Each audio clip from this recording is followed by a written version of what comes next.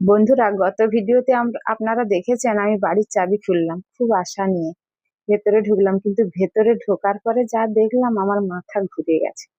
ইঁদুর মশাই আমার ছাদের ঘরটাকে কি বানিয়ে রেখেছে একবার নিজেদের চোখেই দেখুন। এটাকে এখন আমাদের বসবাসের উপযোগী করতে হবে। আর এই যে দেখুন, আমার হাড়ির ঢাকনাটাকেও কেমন ভাবে কেটেছে, মানে ইঁদুরের দাঁতের কি জোর।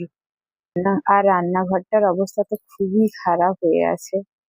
যাই হোক, এখন ওই বিছানাটা একবার তুলে দেখি কিছু ঢুকে আছে কিনা, রাতে তো শুতে হবে। তাই সবকিছু বের করে নিচ্ছে একবার বাইরে, ঝেড়ে আবার পেতে রাখবো। আমরা অনেকেই শিকড়ের টানে গ্রামে যেতে চাই, কিন্তু রুজির টানে শহরে আটকে থাকি, তাই না?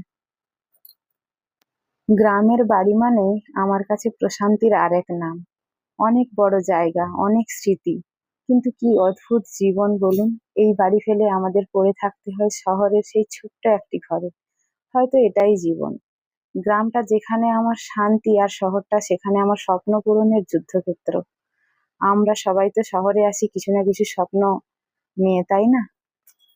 আপনাদের কাছে কোনটি পছন্দের, শহর না গ্রাম?